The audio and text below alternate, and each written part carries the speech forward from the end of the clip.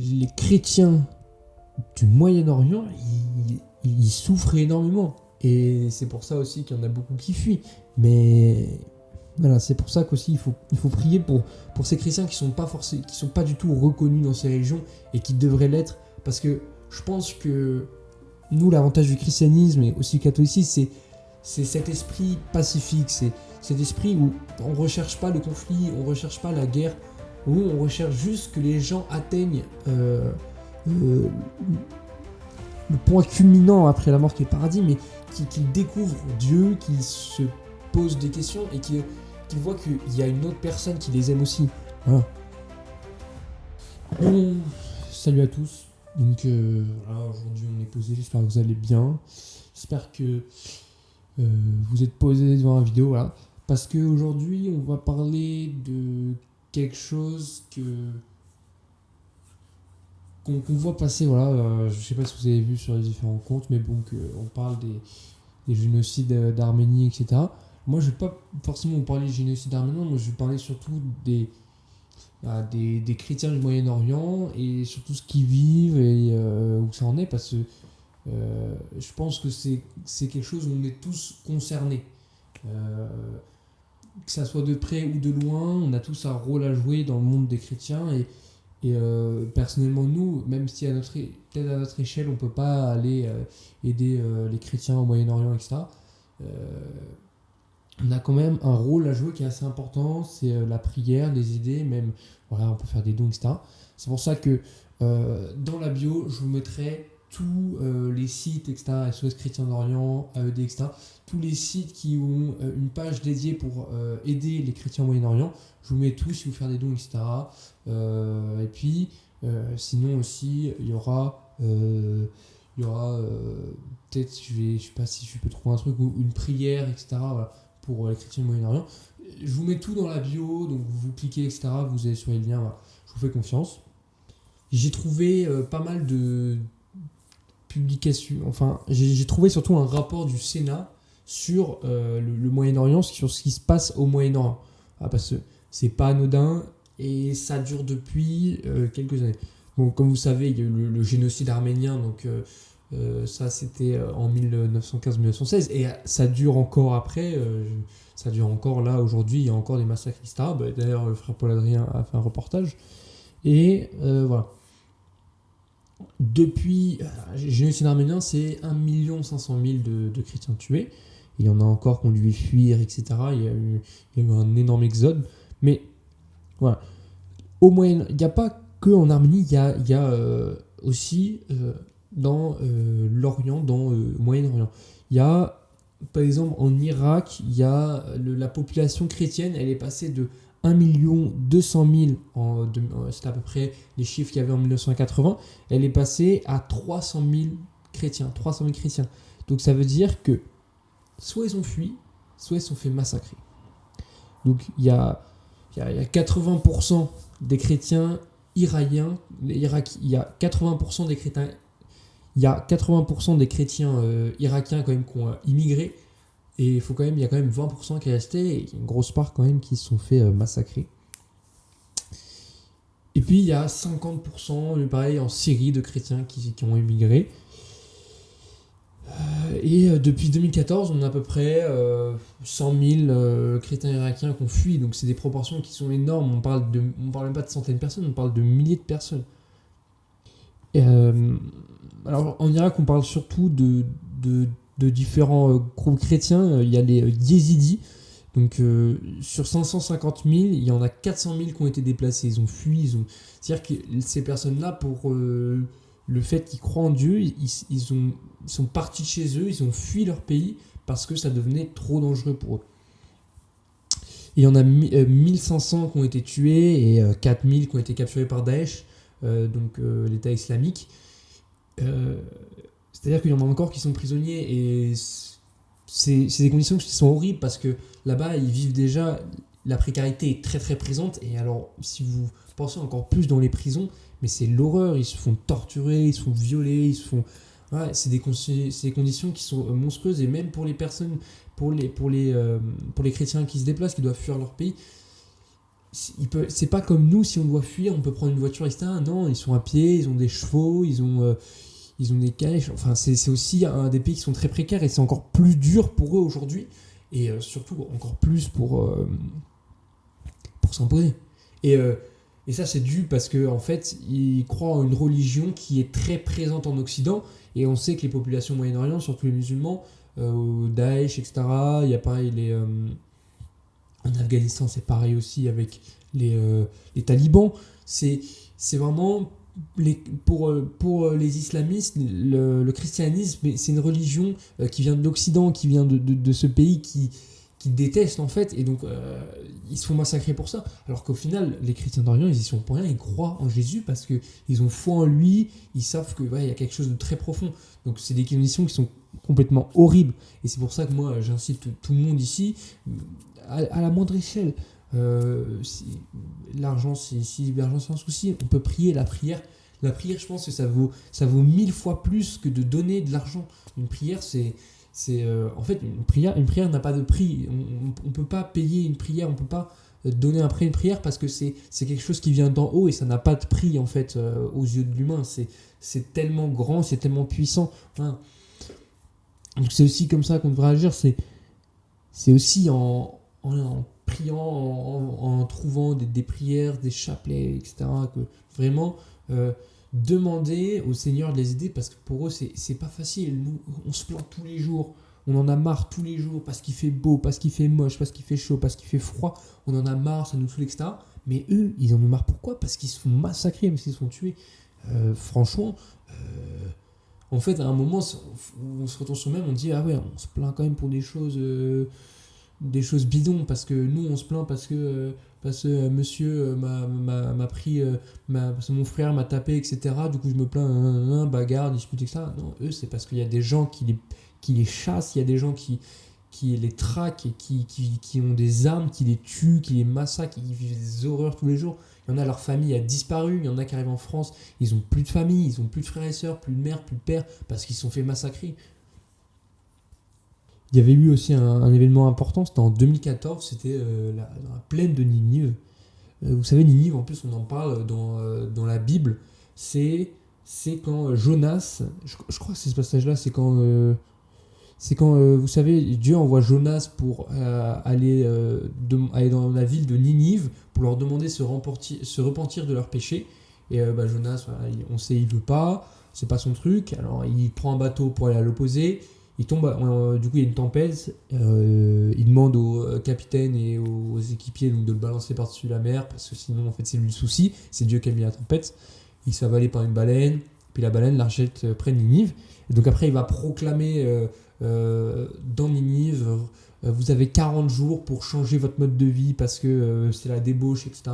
L'alcool, prostituée, argent, etc. Voilà, tout contraire à l'autre Jésus. Et ben, du coup, en fait, le peuple de Ninive change complètement. Et Jonas, voilà,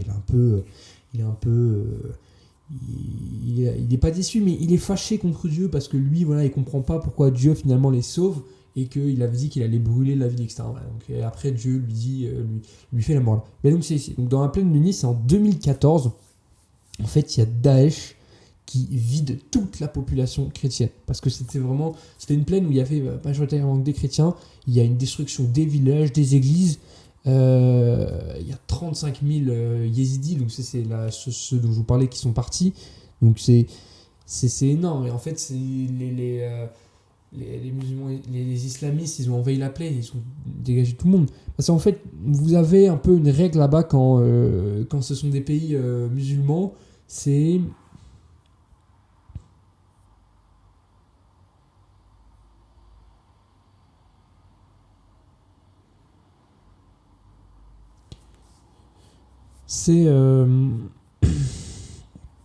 c'est que quand vous êtes chassé, les islamistes détruisent tout sur votre passage, les églises, les villages, etc. Ils profanent tout, etc. Sachant qu'en plus, je crois, là, toutes les reconstructions, c'est estimé à des millions d'euros, plus de 200 millions d'euros, je crois. Et en fait, après, les maisons des chrétiens, elles sont marquées avec un grand N. Un grand N, c'est Nasara, c'est en arabe, je crois. Ça signifie chrétien. Et en fait, ça signale que ils doivent se convertir, payer un impôt ou fuir. Et voilà, donc en fait, ils ont soit on se convertit, soit on paye un impôt, et l'impôt alors j'arrive pas à prononcer, c'est jizya. C'est un impôt que les non-musulmans doivent payer pour pouvoir pratiquer leur religion. Vous vous rendez compte, c'est comme si demain, nous, on devait payer tous les mois une somme parce qu'on a une foi, etc., notre foi qui est propre. Donc voilà. Et donc c'est surtout donc, les yézidis donc, en Irak qui ont souffert énormément parce que c'est des milliers de personnes qui ont été déplacées.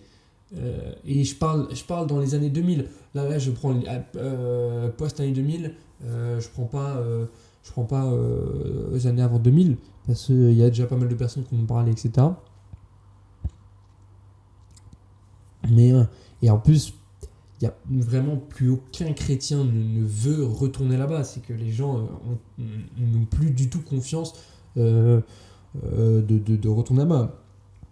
Il y avait aussi, je crois, des massacres sous Saddam Hussein aussi, je crois.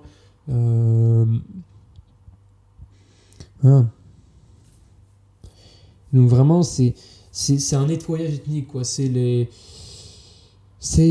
Daesh, surtout Daesh, qui vise en fait à éradiquer toute la diversité culturelle et religieuse dans les régions. Vraiment, pour eux, il n'y a qu'une et une seule. Voilà, c'est l'islam, mais c'est l'islam radical. C'est pas l'islam dans certains pays d'Occident, etc. Non, c'est de l'islam radical. C'est vraiment une seule culture, une seule religion. C'est tout pareil.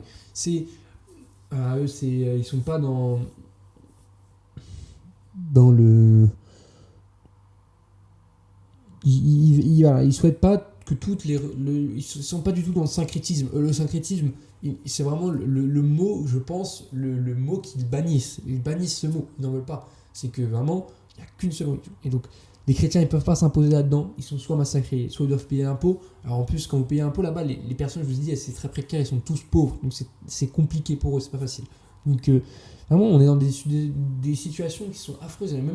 Et même pour aller faire des reportages là-bas, pour montrer ce qui se passe, c'est très compliqué, c'est dangereux parce que quand j'ai regardé un peu le reportage du frère Paul Adrien en Arménie, encore là, ils apprennent à tout ce qui est médical, etc. Parce que ils peuvent se prendre une balle à tout moment, leurs copains et tout, il faut qu'ils savent faire les premiers soins. Hein. Nous, on n'apprend plus ça. Nous, maintenant, voilà, on n'a pas aussi ce genre de problème, mais c'est horrible de ne pas pouvoir pratiquer sa foi, et sachant qu'en plus, c'est pas comme si les chrétiens étaient là à imposer leur foi. Non, au contraire, ils vivent pour Dieu, avec Dieu, et ils ne gênent personne. Et voilà, ce qui est horrible aussi, c'est que les femmes, je pense que c'est aussi horrible pour les femmes, parce que en janvier 2016, il y a à peu près 3500 femmes qui ont été capturées, qui sont devenues esclaves sexuelles. Vous vous rendez compte ? On a réduit ils réduisent la femme, là-bas, ils capturent les femmes pour en faire un objet. Alors que Dieu en a fait une personne humaine. Et je pense que même dans l'islam, ça l'est. Il dit ça, c'est que la femme, c'est une personne humaine, c'est pas un objet, on s'en sert pas pour en faire ce qu'on veut.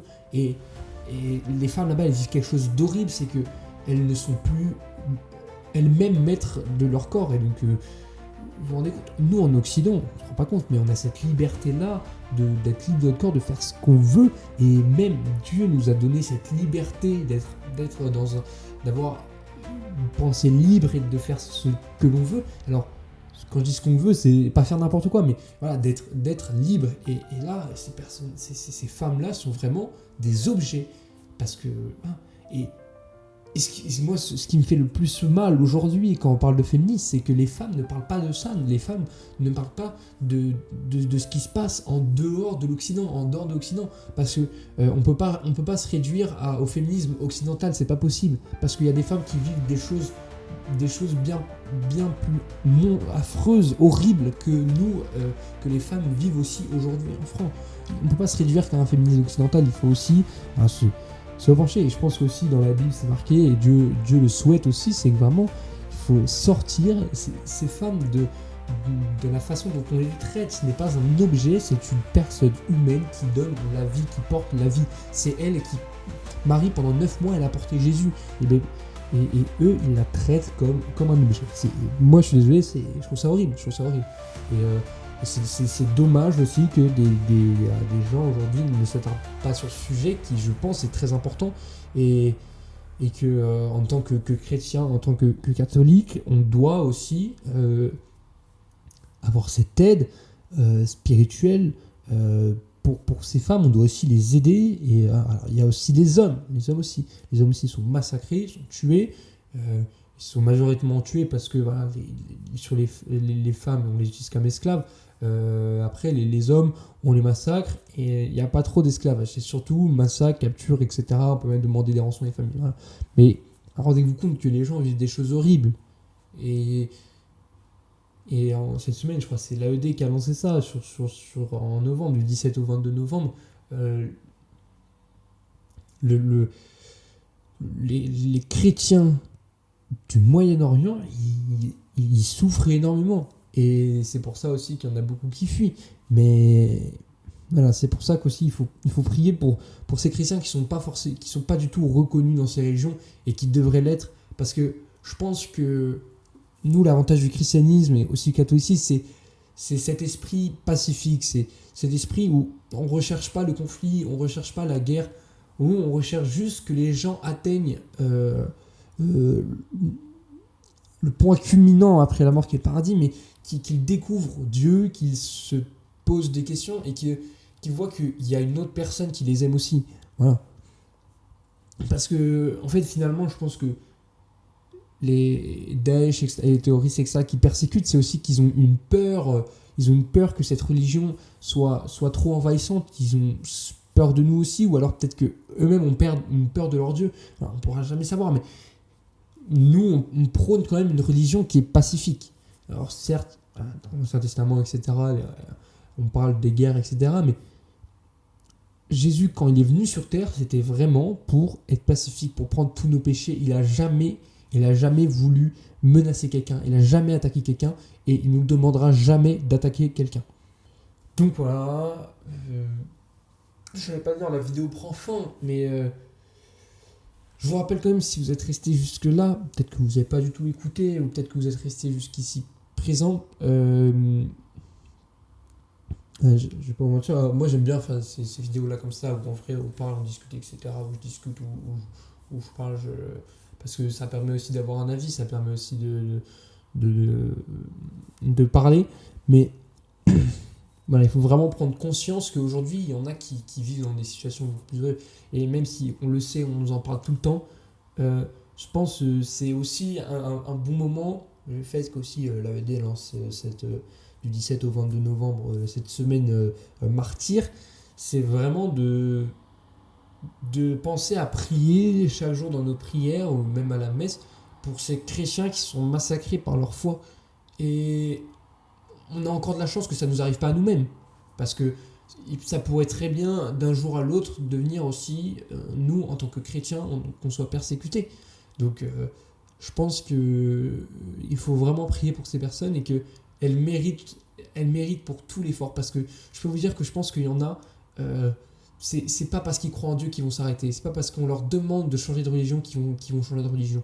Parce que je pense qu'il y en a qui savent vraiment, que Dieu, c'est une personne qui va les sauver. Et que je pense que même s'ils se font massacrer, s'ils se font tuer, ils savent que Dieu, après au paradis, ils vont rencontrer une personne qui aura changé leur vie complètement à jamais. Et je pense qu'aussi ces gens, ils sont très forts dans cette mentalité de le martyr existe et qu'ils sont prêts à mourir pour Dieu et qu'ils se convertiront jamais. Et je pense que vraiment c'est ça la puissance, et que peut-être que nous on n'a pas forcément en Occident, c'est que là-bas vraiment leur rapport à la foi il est tellement ancré que jamais ils changeront de religion et qu'ils seront toujours présents pour le Seigneur et qui seront prêts à mourir pour le Seigneur. Et je pense que ces gens, si on va les voir et qu'on leur demande est-ce que tu es prêt à mourir pour le Seigneur, c'est je pense les seules personnes, les seuls chrétiens qui pourront dire oui, moi je suis prêt à mourir pour Dieu. Voilà. Parce que je pense qu'ils ont tellement une passion pour Dieu, une passion pour la foi, pour Jésus, que que oui, je pense que qui sont prêts à mourir. Et c'est quand même horrible de dire ça parce que Dieu nous a donné la vie pour qu'on puisse la vivre, etc. Mais ça nous permet pour nous encore plus de les soutenir parce que on sait qu'ils sont prêts à donner leur vie et même pour ça on devrait prier parce que ce sont des gens qui vivent des choses horribles. Et j'espère que la vidéo n'a pas été trop longue, que j'ai pas dit des choses de zinzin et que je vais me faire tasser dans les commentaires. Mais moi voilà comment je vois le truc et je sais pas s'il y en a qui voient pareil. Mais c'est assez prenant et quand on lit les différents trucs, si vous voulez, je vous mets le lien du PDF du Sénat, c'est prenant et ça fait mal au cœur de penser qu'il y en ait comme ça et que ça pourrait aussi nous arriver à nous. Et franchement, il faut être fort. Et je pense que les chrétiens du Moyen-Orient sont très forts.